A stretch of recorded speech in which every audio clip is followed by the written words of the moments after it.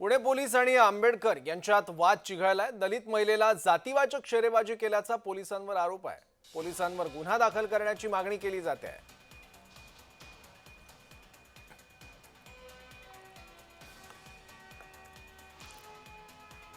तुम्ही एकदा तुमच्या तोंडाने सांगा। बरोबर आहे, तुमची मागणी आहे की गुन्हा दाखल करा। मी बोलतो, एक मिनिट मी बोलतो। कुठला गुन्हा नाव घ्या। तुमची मागणी आहे अॅट्रॉसिटीज गुन्हा आणि इतर तुमच्या पत्रामध्ये अॅट्रॉसिटीचा उल्लेख आहे की नाही? आमच्या पत्रामध्ये आम्हाला जे लीगल कन्सल्टन्सी झाले त्याप्रमाणे आम्ही आपल्याला दिलेले आहे। ऐका ना साहेब, मी जर उद्या चोरीची कंप्लेंट केली तर तुम्ही मर्डरचा गुन्हा तर दाखल नाही करणारच ना? बरोबर आता आहे, कॉमन सेन्स सीपी लेवलच्या आम्ही लोकांना आपल्याला असतं ना? रायटिंग मध्ये दिले आहे। ठीक आहे, रायटिंग मध्ये नको आम्हाला। या मुद्द्यावर काल रात्री उशिरापर्यंत पुणे पोलीस आयुक्तालयात त्या विषयावरून वाद सुरू होता। तिथे काय घडलं पाहूयात। बरोबर एक जी पोलीस इन्स्पेक्टर होती, त्यांना जेव्हा क्रॉस क्वेश्चन केलं की मॅडम तुम्ही हे करत आहे ते चुकीचं करताय, तेव्हा त्या पोलीस इन्स्पेक्टर या मुलींना म्हणाले की तुमचा हा ऍटिट्यूड असा असेल तर तुमचा उद्या मर्डर होईल रस्त्यामध्ये।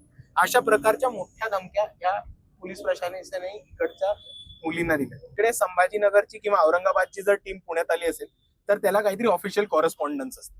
म्हणजे असं नसतं की औरंगाबादचे पोलीस गाडी घेऊन पुण्यात आले, त्यांनी पुण्यातल्या पोलिसांना फोन केला आणि म्हटलंय भाऊ माझ्या गाडीत जागा आहे, तू येतो का माझ्याबरोबर फिरायला। या प्रकरणात पीडित महिलांना न्याय मिळावा म्हणून प्रकाश आंबेडकर यांनी पोलिसांना फोन केला। तेव्हा काय संभाषण झालं ते ऐकूयात। एक लक्षात घ्या, कदम ती 25 वर्षाची आहे, कुठला तरी पोलीस औरंगाबाद मधनं येतो आणि हे सगळं कोणाच्या तरी घरामध्ये घुसतात। कुठल्या कायद्याखाली घुसतात हे? हा, पोलिसाला लायसन्स तर दिलेलं नाही ना, त्याच्यामुळे FIR नोंदून घ्या ना, चौकशी होत राहील त्याच्यामध्ये। तर ही घटना बंद खोलीतील अॅट्रॉसिटी अशक्य। पुणे पोलिसांनी पीडित मुलीला या संदर्भातलं पत्र लिहिलंय आणि त्यात आपली संपूर्ण बाजू पोलिसांनी मांडली आहे।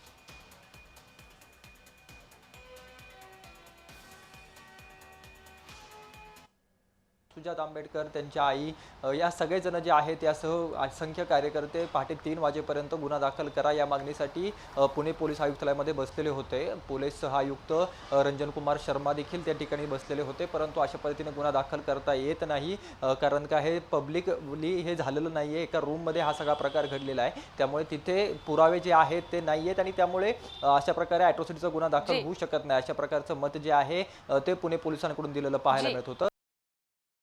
आंबेडकरांची पुढची भूमिका काय आहे? कायदेशीर लढाई जी आहे ती आता आम्ही इथून पुढे लढू, अशा प्रकारची भूमिका या सगळ्यांनी घेतलेली आहे। जे पोलिसांनी पत्र दिलेलं आहे त्या पत्राच्या आधारावरती न्यायालयामध्ये जाऊन आम्ही दाद मागणार आणि अॅट्रॉसिटीचा गुन्हा जो आहे तो कोर्टाकडून दाखल करण्याचे आदेश यांना दिले जातील, अशा प्रकारची भूमिका जी आहे ती त्यांनी आता घेतलेली आहे। तर दुसरीकडे पुणे पोलीस त्यांच्या पोलीस अधिकाऱ्यांना वाचवण्यासाठी प्रयत्न करतायत, अशा देखील आरोप त्यांच्यावरती केला जातो। याबद्दल बोलण्यासाठी या सगळ्या प्रकरणाचा पाठपुरावा करणारे सुजात आंबेडकर आपल्या सोबत आहेत। आपण त्यांच्याशी या प्रकरणाबद्दल सविस्तर बोलणार आहोत। सुजात, काल नेमका काय प्रकार घडला थोडा सविस्तर सांगू शकाल?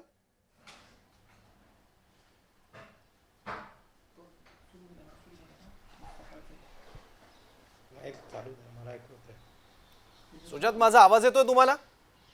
हॅलो, हो आवाज येतोय।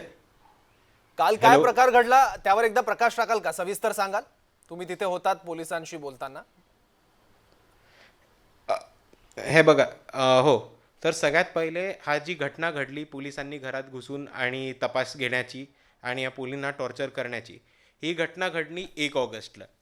तर तिकडे त्या मुलींबरोबर असणारी लोक, त्या मुलींबरोबर जे मदत करणारे सोशल वर्कर होते, सामाजिक संघटनेची लोक होती, वंचित बहुजन आघाडीची पदाधिकारी होती, ती 1 ऑगस्टपासून पहिले कोथरूडला ठाण मांडून बसलेले, कोथरूड पोलीस स्टेशनला, आणि मग 1 ऑगस्ट नंतर 2 ऑगस्ट 3 ऑगस्ट हे ते महत्त्वाचं CP पोलीस स्टेशन इथे CP ऑफिसला बसलेले। आणि त्यांची एक मागणी होती की ह्या पोलिसांच्या विरुद्ध अॅट्रॉसिटीचा गुन्हा, मोलेस्टेशनचा गुन्हा आणि त्यांनी जो पोलिसांची त्यांनी अथॉरिटी वापरून गैरवापर करून जो टॉर्चर केला आहे त्याच्याविरुद्ध एक गुन्हा तातडीने घेतला पाहिजे।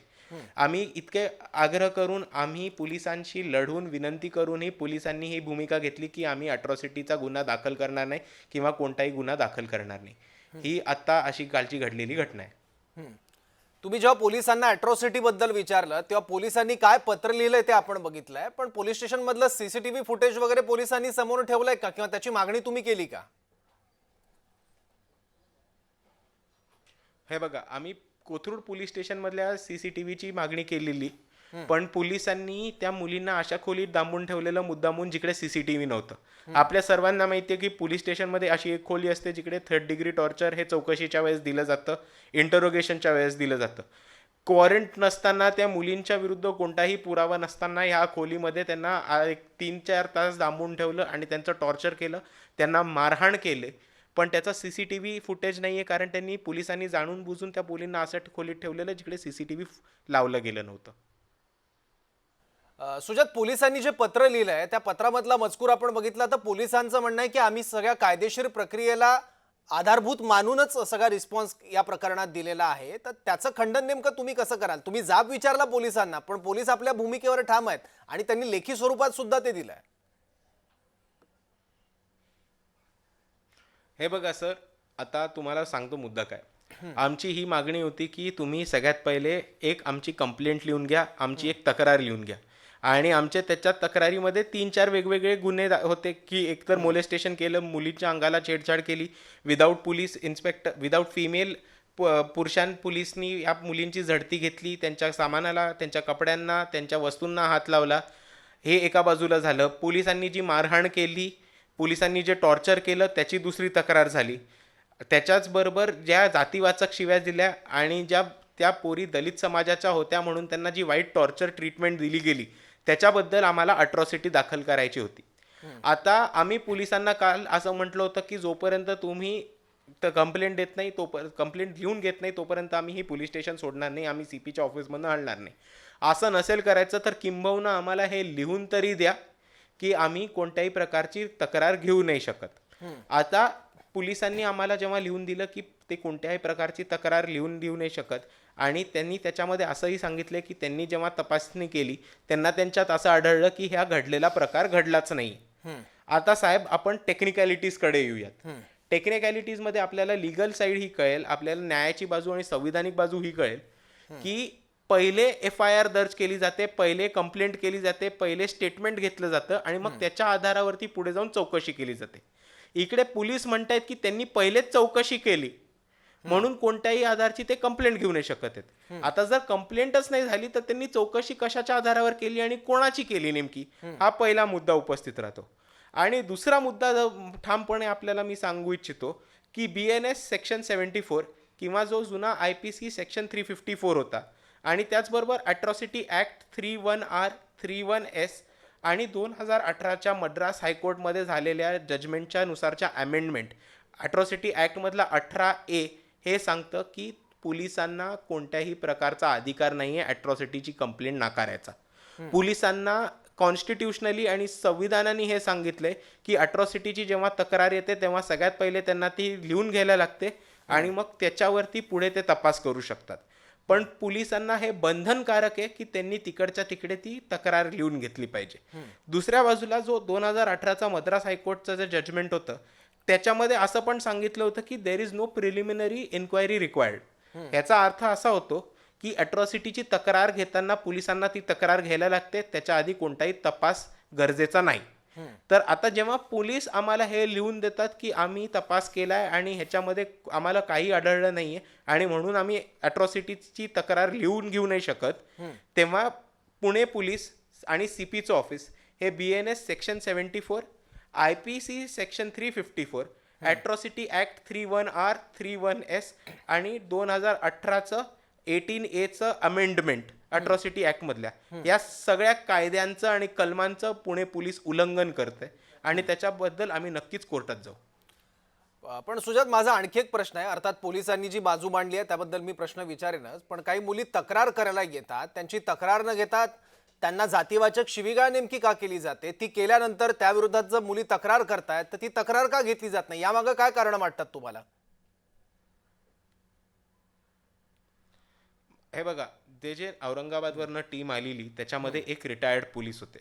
त्या रिटायर्ड पोलिसांच्या दबावाखाली आणि त्यांच्या सांगण्यावरनं हे सगळं केलं होतं, कारण जी औरंगाबादची मुलगी होती ती त्यांची सून होती. तर हे जे सासरे होते रिटायर्ड पोलीस अधिकारी, त्यांच्या सांगण्यावरनं आणि त्यांच्या दबावावरनं हे केलंय. पण हे एवढंच सोपं नाही आहे, कारण काल आपण बघितलं असेल तर काल विविध सामाजिक संघटनेची लोक तिकडे उपस्थित होती. तिथे वंचित बहुजन आघाडीची अख्खी टीम उपस्थित होती, तिकडे संभाजी ब्रिगेडची टीम उपस्थित होती, तिथे वंचित बहुजन आघाडीकडनं शहराचे अध्यक्ष, महिला अध्यक्ष, तसेच राष्ट्रीय नेते नितीन ढेपे, अंजलीताई आंबेडकर, मी स्वतः तिथे उपस्थित होतो आणि एवढंच नाही तर स्वतः आमदार रोहित साहेब पण होते. आणि एवढे सगळे असतानाही जेव्हा पोलीस म्हणतात की आम्ही तक्रार नाही लिहून घेऊ शकत, तेव्हा माझा असा अंदाज येतो की ते खूप वरनं कुठनं तरी प्रेशर आले आणि त्याचा पण आम्ही शोध घेऊ. आणखी एक आरोप कालपासून सोशल मीडियावर आणि इतर ठिकाणी सुद्धा बघायला मिळतोय की मुळात कंप्लेनर्सकडे फारसे पुरावेच नाही आहेत, त्याच्यामुळे पोलिसांनी तक्रार दाखल करून घेतली नाही आणि पुरावे नसताना सुद्धा गुन्हा दाखल करण्यासाठी रोहित पवार असेल किंवा तुम्ही पोलिसांवर दबाव टाकत आहात, जबरदस्ती करत आहात, असा एक आरोप होतोय. साहेब, या आरोपामध्ये काही तथ्य नाही आणि या आरोप करणाऱ्यांना काही अक्कल नाही. कारण सोपा मुद्दा आहे की पहिले FIR लिहून घेतली जाते, पहिले कंप्लेंट लिहून घेतली जाते आणि मग त्याचे पुरावे शोधले जातात. जर तुम्ही कंप्लेंट लिहूनच घ्यायच्या आधी जर पुरावे शोधून नष्ट करण्याच्या मागे असाल तर काहीतरी चुकीचं होतंय ना. ठीक आहे, म्हणजे पोलीस पुरावे नष्ट करतायत जाणीवपूर्वक असा आरोप आहे तुमचा. आणि कायदेशीर आव्हान तुम्ही देणार आहात का पोलिसांनी जे राईटअप मध्ये दिलंय त्याला? हो, पोलिसांकडनं आम्ही ते कायदेशीर राईटअप, पोलिसांनी सगळ्यात पहिले आम्हाला हे सांगितलं होतं की ते जी आम्हाला भूमिका त्यांनी लिहून दिली आहे ते फेसबुक लाईव्हच्या माध्यमातून ते आम्हाला सांगणार होते. आम्ही त्यांच्यासमोर हीच मागणी केली की फेसबुक लाईव्ह हा ॲडमिसेबल नाही आहे कोर्टमध्ये, तर तुम्ही आम्हाला पोलिसांच्या लेटर हेडवरती शिक्का आणि सही सोबत लिहून द्या. आता पोलिसांनी ते आम्हाला लेटर दिले, तर ते लेटर मागण्याचं हेच कारण होतं की आम्हाला ते लेटर घेऊन कोर्टामध्ये जाऊन या सगळ्या पोलिसांवरती कारवाई करता येईल. ठीक आहे, ते लेटरचं बघितलं त्यात आणखी एक मुद्दा आहे सुजात, की प्रथमदर्शनी यामध्ये तथ्य दिसत नाहीये, कुठलाही पुरावा उपलब्ध नाहीये, गुन्हा हा घडला असल्याचं दिसून येत नाही असं म्हटलंय. तर त्या विरोधात कुठले पुरावे तुम्ही सादर करणार आहात किंवा आतापर्यंत काही केले आहेत का? पोलिसांनी ते लेखी स्वरूपात दिले कारण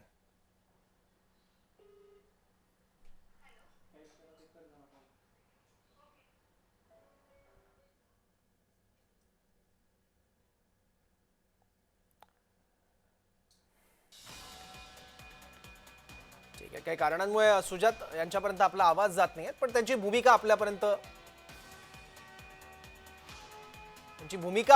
पोहोचली आहे आणि या सगळ्या प्रकरणाचा कायदेशीर आधारावर सुद्धा ते पाठपुरावा करणार आहेत. न्यायालयीन प्रक्रियेतून सुद्धा आता पोलिसांना सामोरं जावं लागू शकतं किंवा न्यायालयात सुद्धा हे प्रकरण जाऊ शकतं आता, कारण पोलिसांनी जो लेखी मजकूर दिलाय त्याला आव्हान देण्याच्या भूमिकेत सुजात आंबेडकर आहेत. त्यामुळे या प्रकरणात काय घडतं, काय सत्य समोर येतं बघावं लागेल. सुजात आंबेडकर यांचे आभार, ते या जय महाराष्ट्राच्या बुलेटिनमध्ये सहभागी झाले आणि त्यांनी या प्रकरणाबद्दल माहिती दिली त्यासाठी.